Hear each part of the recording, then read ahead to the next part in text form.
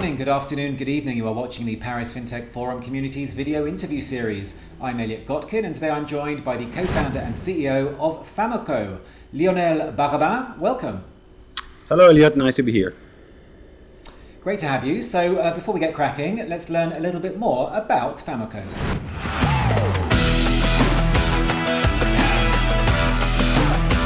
So, Lionel, tell us more.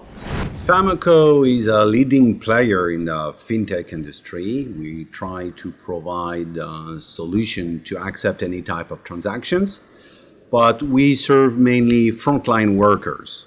And we try to provide to frontline workers what we call embedded payment for physical workers. And we don't talk about payment, but we talk more about transactions, because we believe that a transaction can be anything from access control, identity checking, KYC, ticketing, and of course payment. Okay, and where else does Famoko step in? Because if you can maybe give us a sense of your footprint, of the kind of traction that you have. Okay, Famoko, if we want to give some KPIs, we are today in 50 countries. We have about 1,000 customers. We are strong in Africa, in Europe, and growing in Americas, North America, South America. In terms of transaction, between open payment, closed loop payment, and open loop payment, we served last year perhaps around between $2.8 and $3 billion worth of transactions. That's where we stand. Okay, and I think there's a humanitarian element too. Can you tell me a little bit more about that? Yes, we work a lot with NGOs and humanitarian aspect, where we digitalize humanitarian vouchers, or we help NGOs to serve kids or fragile people. So it's more a biometric payment scheme, where you provide money, you send money to someone, will make sure that we'll add to that transaction some restrictions. So if I send you $100, I can write in the money that the money can be used only for food, or only to buy flour, sugar, oil, but not alcohol, tobacco, whatever.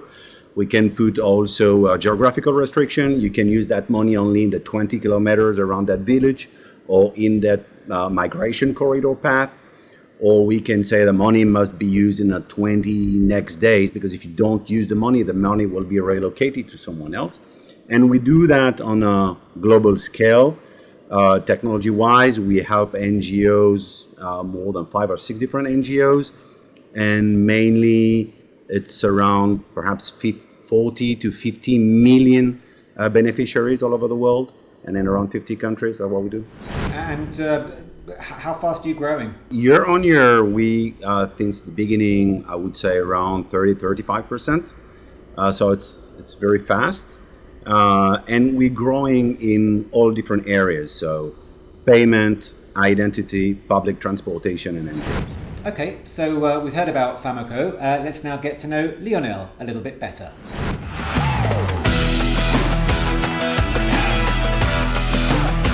So, Lionel, it never ceases to amaze me how fascinating some fintech founders' careers can be. We've had professional rugby players on here, Olympic figure skaters, pilots, but I think you're the first who was an actor. Tell us more about that. I started my career where I was really young. I wanted to be an actor, so I started to take courses, take lessons, and play in France and all over Europe, on TV shows, and I had quite a success at the beginning of my career.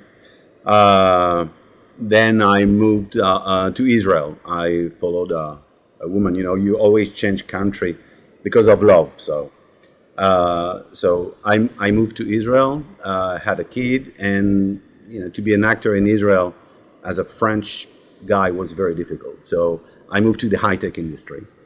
And at the beginning, I had the opportunity to run a technology incubator in the south of Israel, near Beersheba, where basically at that time you had a huge Russian immigration.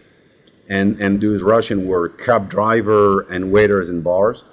And so I had the opportunity to hire perhaps the most fantastic mathematician that were immigrating from Russia, and create a spin-off of the incubator. I raised 40 million, moved to the US, and at that time we worked on what was called knowledge management at that time, which perhaps the ancestor of AI, which is very popular now. And then the company called Entopia. Then we have huge operation in Israel, in the US, in Europe. I sold the technology in 2006, something like that. And then I moved back to France. Then I moved to China, where I met Nicolas Berbizier, my co-founder at Entopia now. He had already a venture in China in the travel industry called Xanadu. Aijatu in Chinese. And so I helped him in his venture. We sold the company, and in that time we founded Famoko. So then I moved back in Brussels first, then in Paris, and 1 year and a half ago, I moved back to Houston, Texas, to the US. And now I'm now in Paris, but normally I'm in Houston, Texas. How has acting, if at all, helped this second act in your career? I think that being a co-founder, being a CEO, leading a tech company is about convincing, is about leading. And I think that being able to tell a story when you sell technology is key for people to understand exactly what you're talking about and what you're trying to accomplish. When I was younger, I thought that being a CEO is just a long acting. Now I am a little bit more familiar with being a CEO, so I don't think it's a long acting. But yes, expression and convincing is definitely a part of being a leader in the tech industry. And you talked about living in Israel, in Silicon Valley, in China, all hotbeds of innovation, of course. Just maybe briefly, you can summarize the best things and the worst things about each of those three tech hubs. Okay. What's fantastic in Israel is the self-confidence people have about their technology and the trust the country has in their youth. So you can see in Israel very young CEO, very young tech leaders, and they come with their energy. So that's fantastic about Israel. What is less good is it's very difficult to do business with Israelis. Even if you speak the language, they're very tough people to do business with. In China, the level of innovation is amazing. And they are hardworking people. If they want to do something, they will do it no matter how long time it will take. And in reality, I was really impressed in China to see that everyone is an entrepreneur. Every single people in China, they have their own small business aside. So you have 1.5 billion entrepreneurs in China in reality. So that's amazing. And in the Silicon Valley and in the US, and perhaps more interesting now in Texas, I see today in Texas what I used to see in the Silicon Valley 20 years ago or 30 years ago, is the sense of freedom, the sense of be bold. You know, the motto is be bold. And I like it. I like being bold and taking risk. And I feel that the movement of technology from the Silicon Valley to Texas now is really about that, about being bold and innovating, trying, risking. And that's really refreshing for me. Okay, so look, Lionel, the key part of this interview is to get your take on the future of finance. But first, we are going to take a very quick break, after which we're going to continue our conversation with Famoko co-founder and CEO, Lionel Baraban.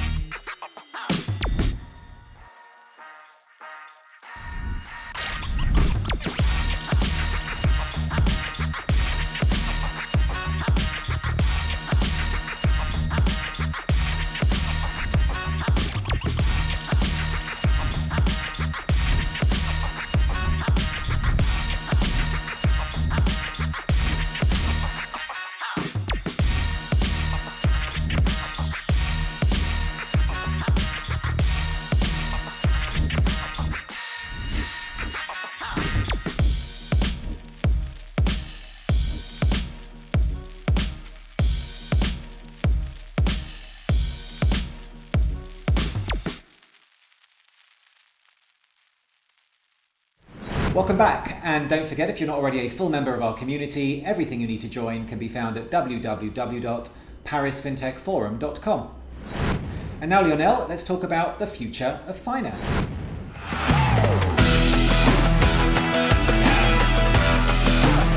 Okay, so look, Lionel, in the decade to 2021, I think I was reading the share of cash-based transactions dropped by a quarter in the world's main markets. Is cash finally heading the way of seashells and salt as a means of payment? I think that digitalization, there are two aspects of that. First aspect is the digitalization of cash creates a huge amount of data. And one question is to whom the data really belongs. Are we all becoming American digital colonies? Are we all becoming people that we create, we produce data, but that data does not belong to us? So the question of data sovereignty around digitalization of cash is a huge question that Famoko is trying to find an answer to. The second thing is we talked a lot about embedded payment, but embedded payment, it's a notion that does exist for digital payment, digital transaction, online transaction.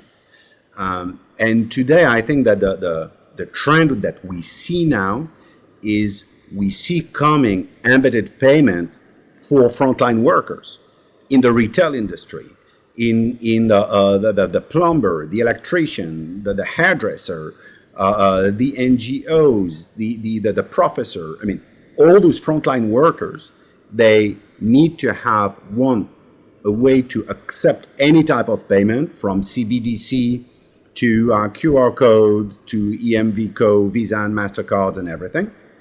And second, they need to embed that payment, those new payment methodologies, into their business app.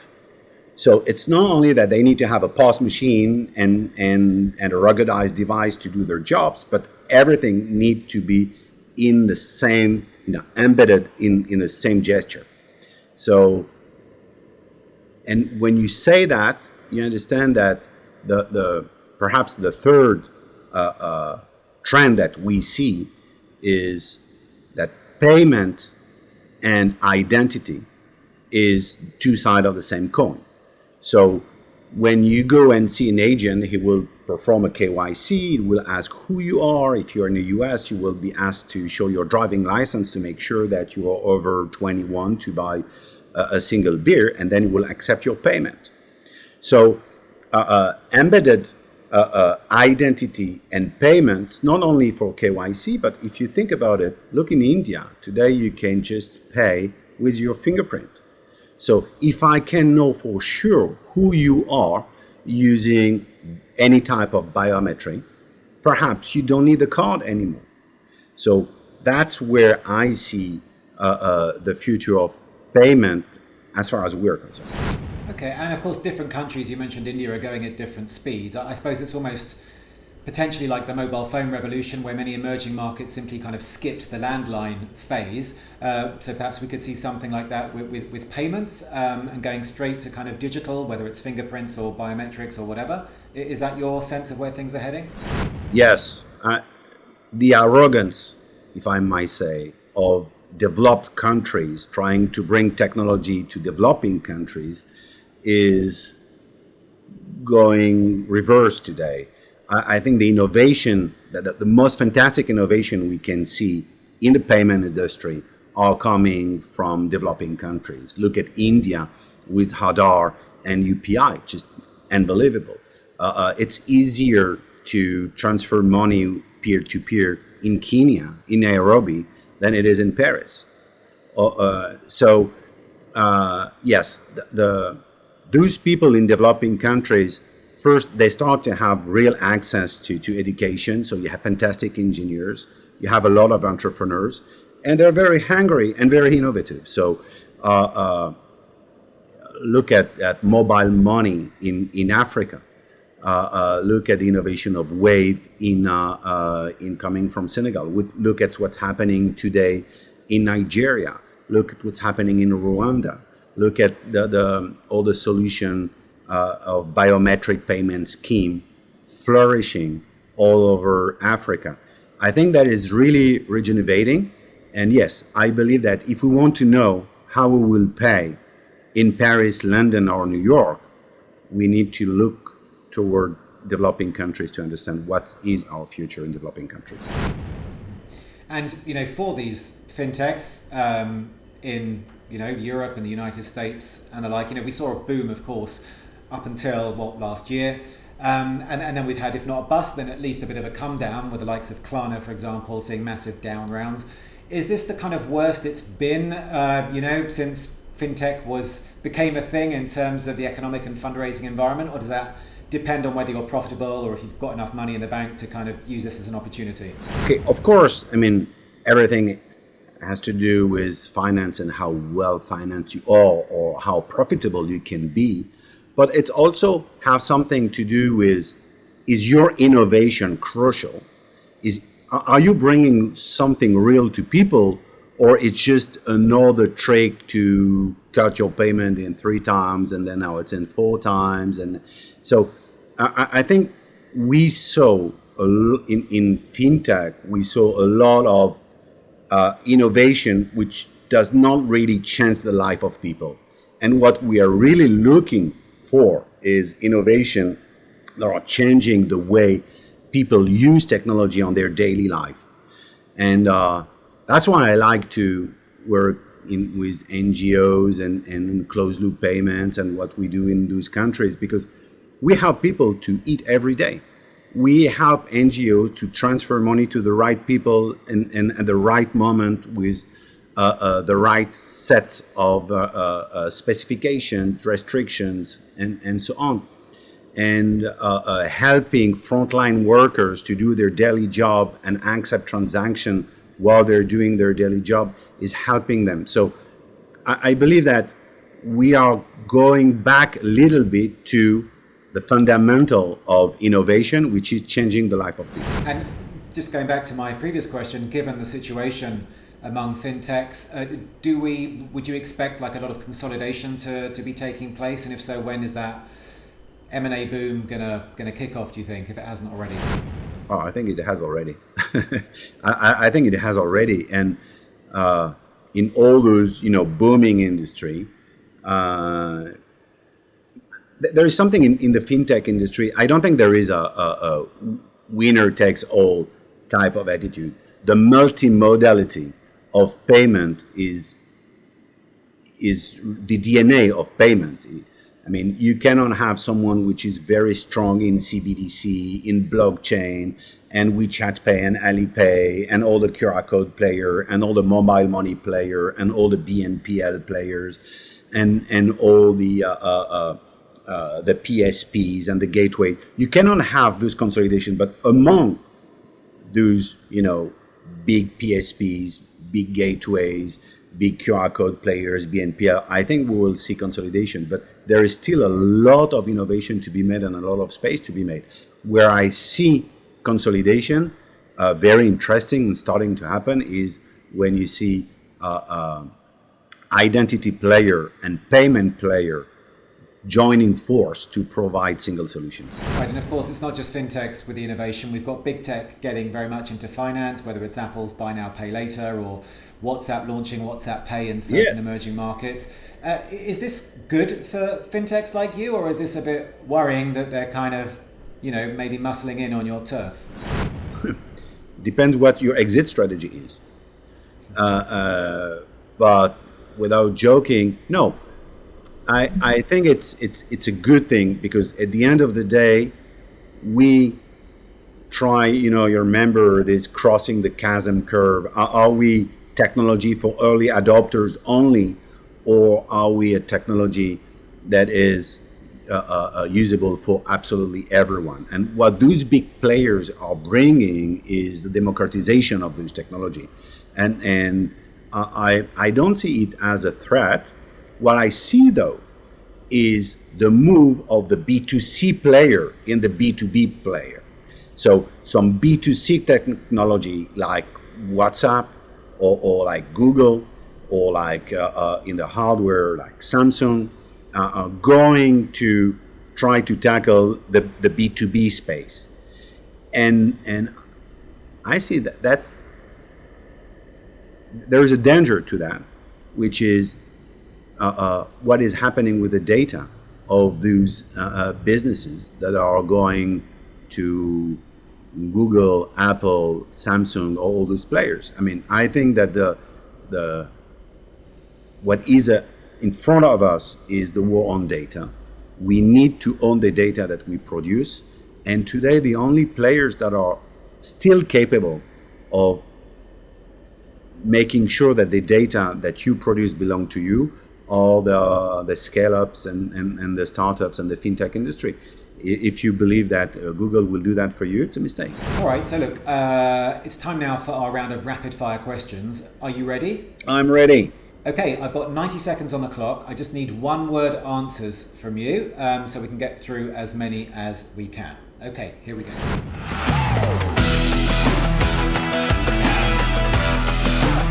What fintech segment, aside from yours, has the biggest potential over the next 5 years?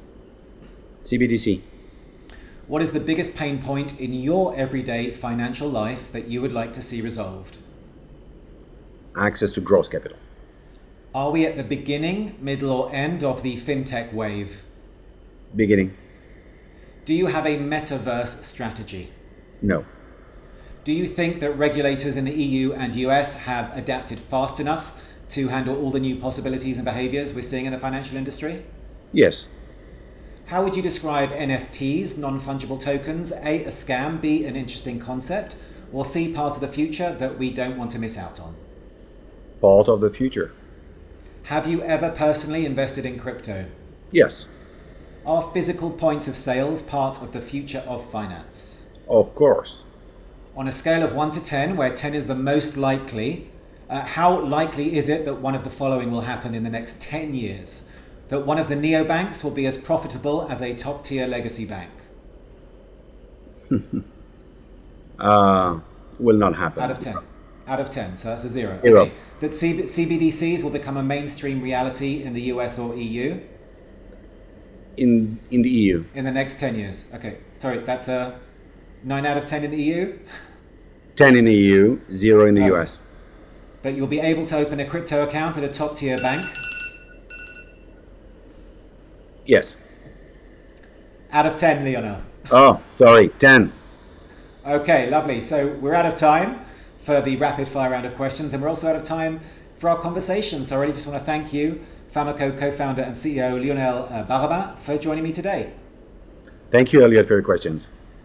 Okay, and for everyone watching, we will be back again next time with another big name from the world of finance and technology. We do hope you'll be able to join us again then. In the meantime, don't forget to subscribe to the Paris Fintech Forum YouTube channel and to follow us on Twitter @Paris Fin Forum. That's all for now. See you next time. Bye-bye.